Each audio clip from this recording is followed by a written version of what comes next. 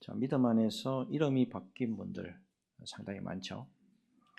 구약의 대표적인 분들이 오늘 이제 본문에 나오는 아브라함과 사레입니다. 자, 열국의 아버지 아브라함으로, 그리고 열국의 어머니 사라로 바뀌었죠. 그리고 또 유명한 야곱도 이름이 바뀝니다. 야곱, 발 뒤꿈치를 잡은 자, 뭐 이런 뜻인데 하나님과 겨루어 이겼다. 자, 이스라엘로 이름이 바뀌었습니다. 신약으로 이제 넘어오게 되면 대표적인 사람 두 분이 있는데 시몬, 하나님이 응답하심, 하나님의 응답하심, 이게 시몬 이런 뜻이에요.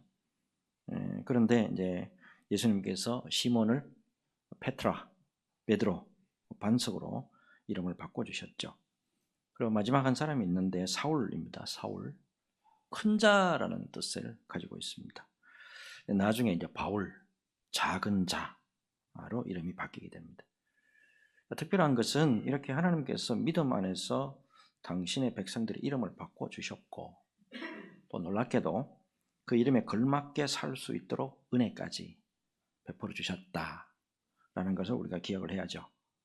자, 그런데 우리는 믿음 안에서 이름이 어떻게 바뀌었나 하는 겁니다. 성경에서 본질상 우리가 어떤 사람이었냐, 성경이 분명히 이렇게 말씀하고 있죠. 에베소서 2장 3절, 전에는 우리도 다 그 가운데서 우리 육체의 욕심을 따라 지내며 육체와 마음에 원하는 것을 하여 다른 이들과 같이 본질상 진노의 자녀였더니, 예수 믿기 전에는 죄인입니다. 그리고 본질상 하나님의 진노의 자녀였다, 이렇게 말씀하고 있단 말이에요.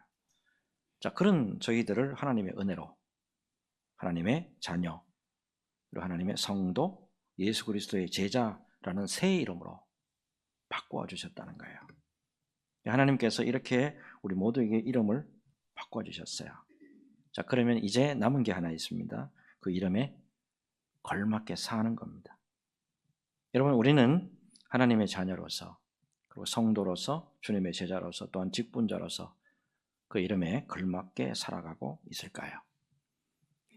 여러분, 우리가 믿음의 사람으로서 그 이름에 걸맞게 살려면 무엇보다도 중요한 게 하나 있습니다. 그게 뭐냐면 하나님이 바꿔주신 그 이름에 걸맞게 살아가려고 하려면 하나님의 은혜를 덧입어야 한다라고 하는 사실입니다. 사도 바울도 이렇게 고백하잖아요. 고린도전서 15장 10절이죠. 그러나 내가 나 된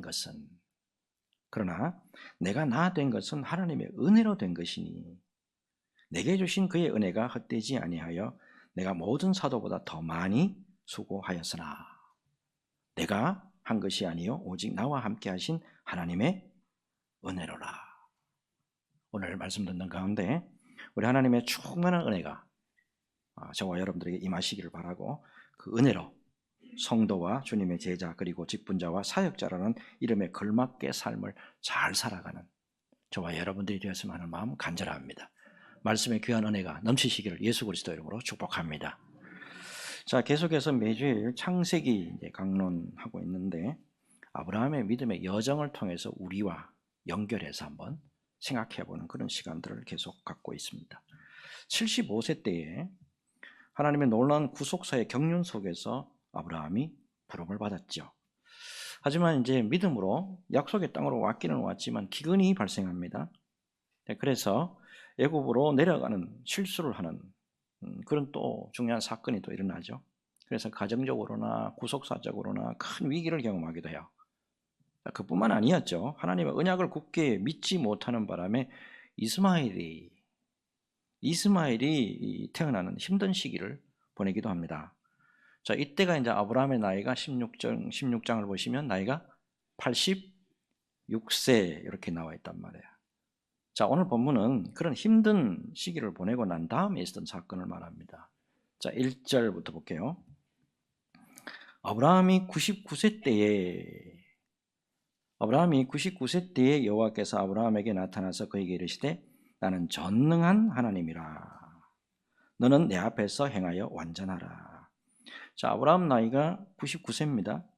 자, 86세 때까지 이제 우리가 성경을 봤는데, 이제 99세가 됐으니까 그동안에 13년의 세월이 흐른 거예요. 자, 그렇다고 하면 13년 동안 무슨 일이 있었을까요? 자, 하나님은 계속해서 아브라함과 사레 사이에 후손이 있을 것이라고 말씀을 해주셨지만 또 13년이 흘렀습니다. 그런데도 아무 일도 일어나지 않았습니다. 자, 이쯤 되면 천하의 아브라함이라고 할지라도 자, 믿음에 있어서 잠든 상태, 소위 말해서 포기 상태에 들어갈 수밖에 없었을 거예요. 더 이상의 무슨 일이 일어날 가능성이 희박한 거예요. 왜 하나님이 13년 동안에 침묵하셨을까? 자, 이에 대해서 어떤 목사님의 경우에 하나님의 약속의 말씀에서 떠났죠. 그리고 기다리지 못했죠. 그래서 하갈을 통해서 이스마엘을 낳은 것 때문이다, 이렇게 해석하시는 분도 있어요. 자, 어쨌든 13년 동안에 하나님의 말씀이 없었다. 하나님의 말씀이 없었다는 것은 하나님의 은혜가 없었다. 하나님이 함께 하시지 않았다, 이런 뜻이잖아요. 그러면 이게 또 다른 재앙이라는 거예요. 자, 그런데 그것을 불쌍히 여기신 우리 하나님이 바로 이 순간에 나타나 주셨다라고 하는 사실입니다.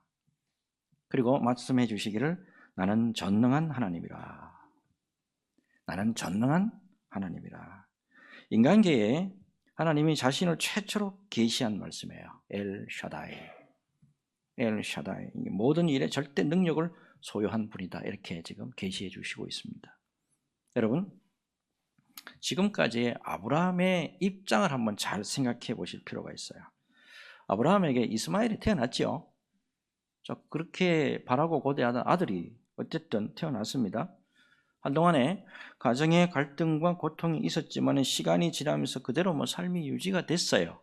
13년이라는 세월이 막 지나고 나니까 거의 이제 잊혀져 갑니다. 자, 이제는 모든 것이 그렇게 굳어져 가는 상황이에요.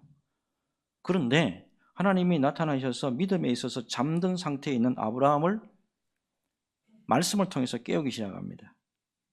여러분, 무엇보다도 중요한 것은 믿음에 있어서 잠든 상태입니다. 믿음에 있어서 포기한 상태에 있지만은 하나님의 말씀이 임하잖아요. 하나님의 은혜가 임하잖아요. 하나님의 임재가 임하게 되면 모두가 깨어난다는 겁니다. 자, 그 말씀이 계속 연결되는 거예요. 2절 볼게요. 내가 내 언약을 나와 너 사이에 두어 너를 크게 번성하게 하리라 하시니. 자, 이 말씀 새로운 말씀입니까? 새롭게 주신 말씀 아니죠? 잊어버리고 있던 말씀을 다시 각성시키는 거예요. 아브라함의 입장에서는 13년이 지나는 동안에 거의 이제 잊어버렸어요. 이제는 포기하고 그냥 살아요. 자, 그런데 4절에서 6절 봅시다. 보라, 내 언약이 너와 함께 있으니 너는 여러 민족의 아버지가 될지라. 이제 후로는 내 이름을 아브라함이라 하지 아니하고 아브라함이라 하리니 이런 내가 너를 여러 민족의 아버지가 되게 함이니라. 내가 너로 심히 번성하게 하리니 내가 내게서 민족들이 나게 하며 왕들이 내게로부터 나오리라. 거침없이 75세 때 부름받았을 때에 예수님 하나님이 계속해서 말씀해 주셨던 건 지금 막 쏟아져 나옵니다. 그리고 그대로 그것을 이루실 것이다 말씀하고 있단 말이에요. 특별히 5절 보니까 아브라함이라고 하는 뜻은 뭐냐 하면 존귀한 아버지, 이런 뜻이에요.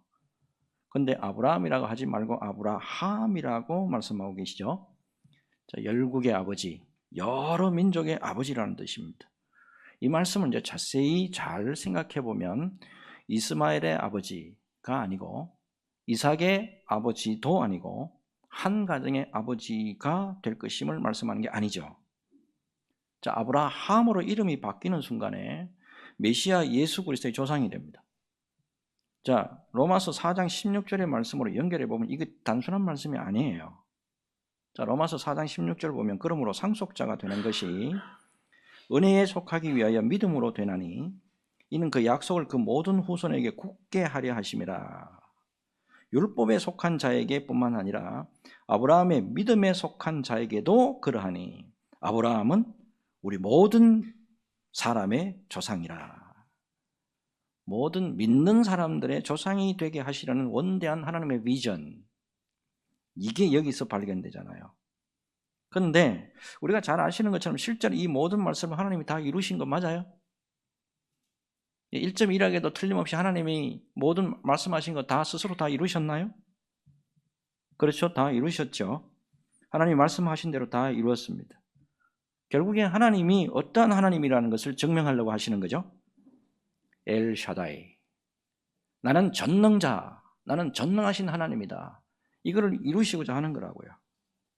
어떤 신학자의 글을 읽어보니까 하나님께서 왜 아브라함의 나이 99세가 됐을 때까지, 사라의 나이가 89세 때까지 아들을 주시지 않았을까? 이렇게 스스로 질문하고 스스로 답하는 걸 한번 읽어본 적이 있어요. 자, 그것은 사람의 관점으로 보아서는 전혀 가능성이 없는 상태에서 사람으로 생각했을 때는 이거는 전혀 안 될 거야. 있을 수가 없어. 라고 하는 그 상태에서 하나님이 어떠한 분이신가를 보여주시기 위해서 그랬다는 거예요. 사람은 완전히 불가능하다고 할 때, 사람은 이거는 안 된다라고 할 때, 하나님은 모든 것이 된다. 라고 것을 보여주시기 위해서 그랬다는 거예요. 여러분, 우리 하나님은 전능하신 엘 샤다이 하나님이다 라는 것을 믿음으로 받으시길 바랍니다. 성경을 보잖아요. 하나님께서 언약 백성들에게 엘 샤다이 하나님으로 역사해 주신 곳 참 많아요.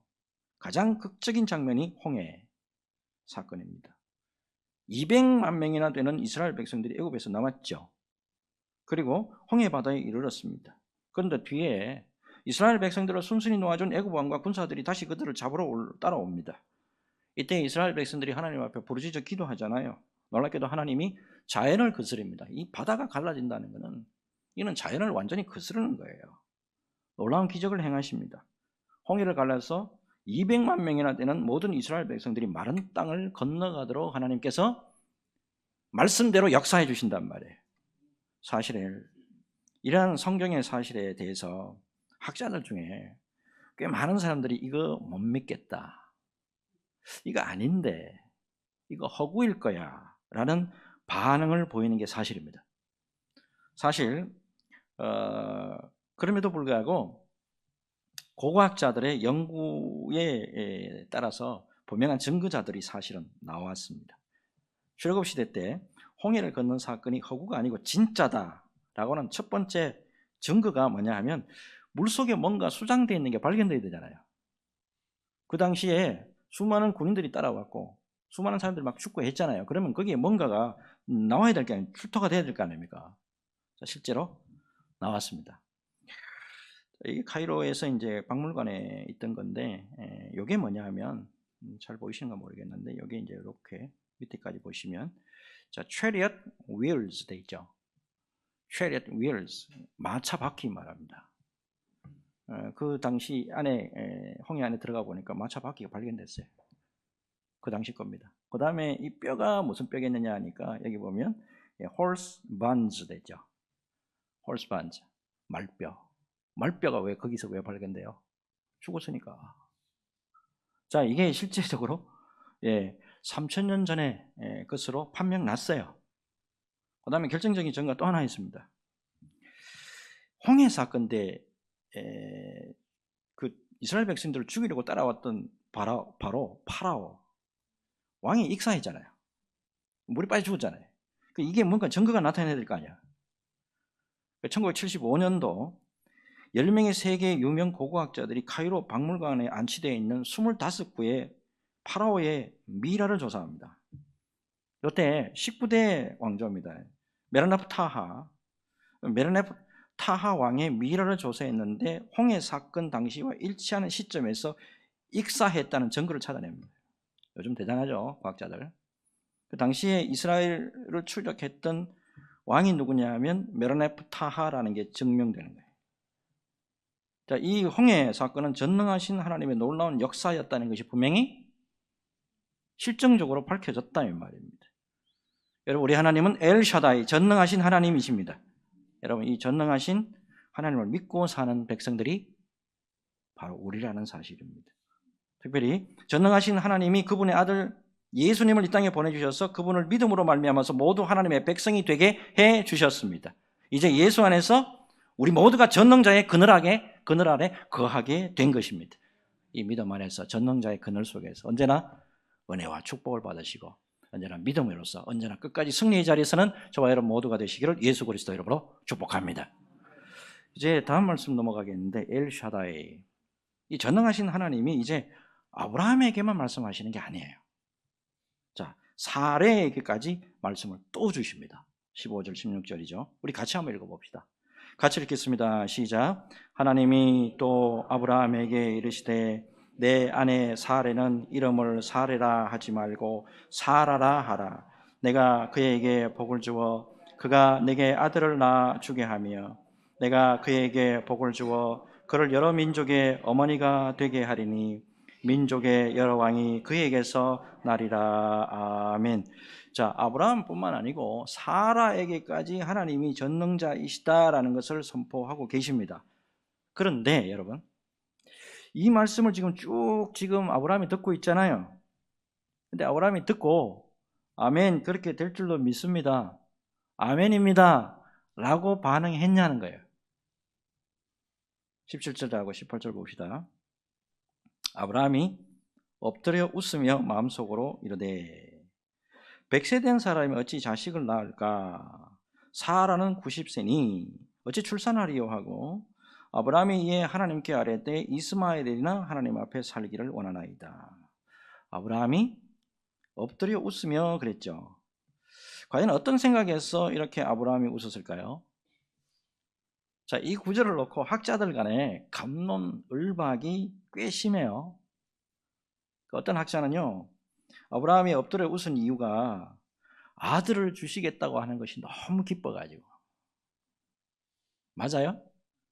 하나님이 아들 주시겠다고 하니까 너무 기뻐가지고 아브라함이 엎드려가지고 웃었대, 빛이.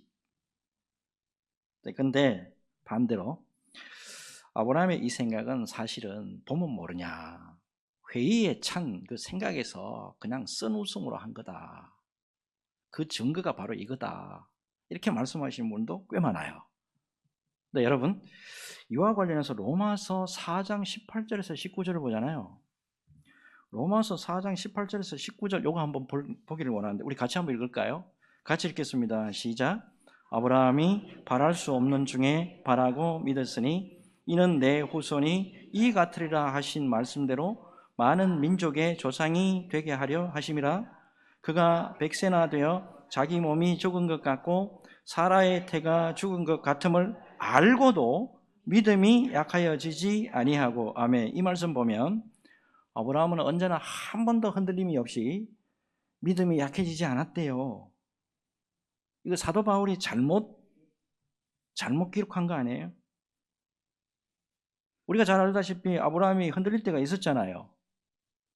만약에 아브라함이 안 흔들렸다면 약속을 망각하고 하가를 통해서 이스마엘을 낳지 않았을 거 아닙니까?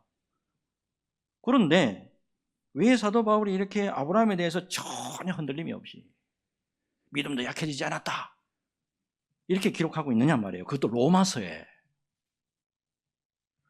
여러분, 무엇보다도 중요한 것은 아브라함은 오늘 본문의 이 약속 이후에요, 창세기 17장 이 오늘 본문의 이 약속 이후에 한 번도 흔들림 없이 하나님의 약속을 철저하게 신뢰하게 되었다라고 하는 사실입니다.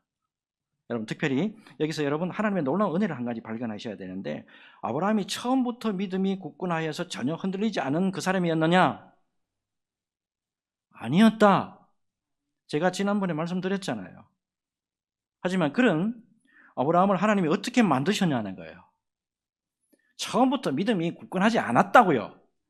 예? 처음부터 변함없이 믿음이 약해지는 그런 사람도 아니었다고요. 그런데 왜 이렇게 하나님이 어떻게 만들어 나가셨냐는 거죠. 비견한 예를 드려보겠습니다. 여러분, 우리가요, 처음부터 예수 믿음에 있어서 장성한 분량에 다 이르렀나요? 처음부터 예수님이 누군지 완전히 확 믿어지고 막 믿음의 모든 일에 막 적극적으로 막 참여하고 헌신하고 그런 모습이 있었단 말이에요. 처음부터 새벽 예배 한 번도 안 빠지고 주일 예배, 주일 오후 예배, 수요 예배, 금요 예배 한 번도 안 빠지고 열심히 했단 말이죠. 아니잖아요. 처음에부터 뭐 그런 사람도 있었겠지만 대부분 그렇지 않았잖아요. 처음에는 어때요? 다 미미했어요.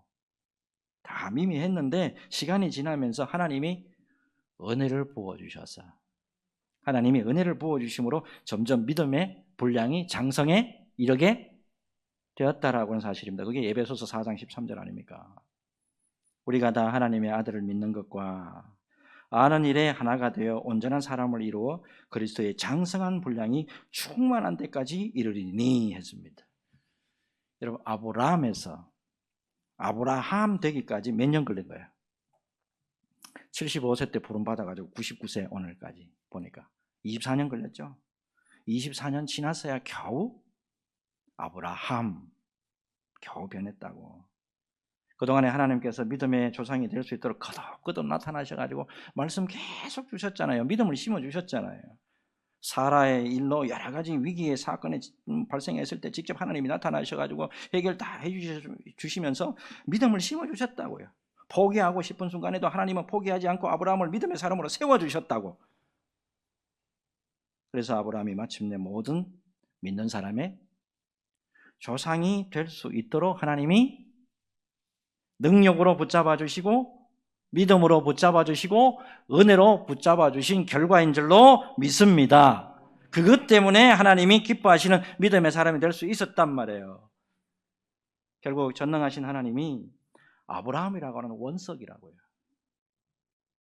아브라함이라는 이 원석을 깎아서 보석으로 아브라함으로 만들어 주신 결과라는 것을 깨닫게 됩니다. 여러분, 무엇보다도 지금까지 말씀 보시면 모두가 다 하나님의 은혜가 아닌 것이 없어요. 하나님의 은혜가 아닌 것이 없다고. 하나님의 전적인 은혜로 아브라함이 지금까지 75세 때부터 99세까지 달릴 수가 있었고 마지막 죽는 175세까지 달려갈 수 있었다고요. 자, 결론적으로 이렇게 해서 9절 이하 보면 오늘 하나님께서 아브라함과 이제 할례 언약 체결하시잖아요. 그리고 모든 언약을 이제 이삭이 태어나게 하심으로 신실하게 지켜나가시는 거 하나님이 다 보여주십니다. 자, 여러분 이제 오늘 말씀을 정리해야 할 단계에 온 것 같습니다. 여러분, 무엇보다도 하나님께서 이 모든 약속을 어떻게 이루어 가시기를 기뻐하시느냐. 잘 보십시오. 창세기 12장부터 우리가 쭉 오는데 하나님이 이 모든 것을 어떻게 이루어 가시기를 기뻐하시냐. 이게 굉장히 중요합니다. 오늘 본문에는 읽지 않았지만 23절 보면 이에 아브라함이 하나님이 자기에게 말씀하신 대로 이날에 그 아들 이스마엘과 집에서 태어난 모든 자와 돈으로 산 모든 자 곧 아브라함의 집사람 중 모든 남자를 데려다가 그 포피를 베었으니 그랬어요. 이에 아브라함이 하나님이 자기에게 말씀하신 대로. 여러분, 지금까지 아브라함의 인생을 돌아보면 어때요? 언제나 문제 발생한 게 뭐 때문에 문제 발생한 거예요? 하나님 말씀대로 안 했잖아. 하나님 말씀대로 안 하고 사람의 생각, 사람 방법으로 하다가 문제 다 발생해가지고 못하겠습니다, 죽겠습니다, 차라리 나 그냥 포기하랍니다 그러고 할 때 하나님이 나타나셔 주셨잖아요. 그런데 이제부터 아브라함은 오로지 하나님이 자기에게 말씀하신 대로 순종하게 됩니다. 여러분, 오늘 제가 설교 도입 부분에 믿음의 사람으로서 이름값을 하고 계십니까? 이름값 하고 있나요? 라고 질문하면서 오늘 설교 시작했습니다. 여러분, 매우 중요한 것을 발견하게 되는데 열국의 아버지 아브라함이라고 하는 위대한 믿음의 조상으로서 이름값 제대로 할 때를 딱 보면 모두가 하나님의 말씀하신 대로 순종할 때입니다. 요거를 여러분 깊이 헤아릴 줄 알아야 됩니다. 창세기 22장이죠. 믿음으로 이삭을 말씀 그대로 아멘 하고 무조건 모리아의 한 산 위에 올라가서 무조건 순종한다고요. 그때 무슨 축복이 왔죠? 여호와의 산에서 준비되다. 여호와 일의 축복을 받았잖아요. 여러분, 이삭은 우리가 잘 아는 것처럼 우리 구주 예수님을 예표한다는 거 잘 아실 거예요. 우리 예수님 십자가를 지시고 오로지 하나님의 말씀대로 순종하신 예수님입니다. 우리 예수님의 이름이 뜻이 뭐죠? 예수님의 이름의 뜻이 뭐죠? 자기 백성을 그들의 죄에서 구원할 자심이라, 이런 뜻이잖아요. 이름에 걸맞는 귀한 역사가 나타났습니다. 결국 아브라함과 이삭과 예수님에게 이르기까지 하나님의 말씀대로 순종할 때 그 이름값을 하는 귀한 은혜가 나타나더라라고 하는 사실입니다. 19세기 영국의 기독교인 정치인입니다. 수십 년간 끈질긴 노력 끝에 노예제도 완전 폐지를 법안으로 이끌어낸 분으로 굉장히 유명한 분이에요. 이름이 윌리엄 윌버포스입니다. 윌리엄 윌버포스. 자, 특별히 윌리엄 하면 뭐 외국 사람 이름에 윌리엄 하면 흔하잖아요.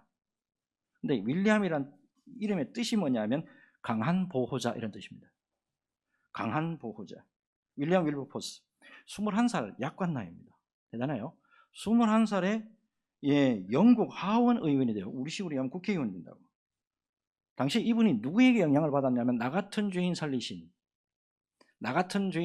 주원에 놀라와 존 뉴턴 목사님의 영향을 받아가지고 25살에 회심하게 됩니다. 예수 믿고. 특별히 하나님의 말씀대로 당시 사회적으로 가장 약자인 노예를 위해서 일하면서 노예 폐지를 위해서 20여 년 동안은 최선의 노력을 다합니다. 주변에서 막 말렸습니다. 너 표 얻으려면 노예 이거 해방하는 거 너 하면 안 돼. 너 그러면 표 떨어질 거야. 너 그러면 인기 떨어질 거야. 라고 했음에도 불구하고 하나님의 말씀대로 순종하면서 주변 약한 사람들을 보호하는 삶을 선택을 한 거예요. 노예 폐지법을 처음에 상정했을 때 대부분 다 반대했습니다. 근데 이분 대단해요. 죽기 사흘 전입니다. 임종 사흘 전에 1833년 7월 26일입니다. 283대 16. 283대 16으로 압도적인 승리를 합니다. 당시에 80만 명의 노예들이 있었는데 이 한 사람으로 말미암아 다 풀렸습니다. 윌리엄이 그 소식을 듣고 사흘 뒤에 숨지거든요. 7월 29일에. 숨고도 가면서 얇은 미소를 지으면서 눈을 감았다고 합니다. 강한 보호자. 예수 그리스도의 말씀대로 약자를 위해서 헌신한 윌리엄. 이름값 제대로 하고 살았습니다. 여러분, 우리는 예수 그리스도의 피로 말미암아 은혜로 구속받은 약속의 자녀들이에요. 여러분, 무엇보다도 약속의 자녀들이 어디에 집중해야 되느냐, 오늘 말씀에 우리가 깊이 깨닫게 됩니다. 하나님의 말씀대로 순종할 때, 하나님의 말씀대로 순종할 때 예수 그리스도를 믿는 자녀요, 성도요, 예수님의 제자들인 그 이름에 걸맞는 일을 감당할 수 있다라고 하는 사실입니다. 이 말씀 깊이 새기시고 하나님 말씀대로 행하면서 귀한 이름값하고 사는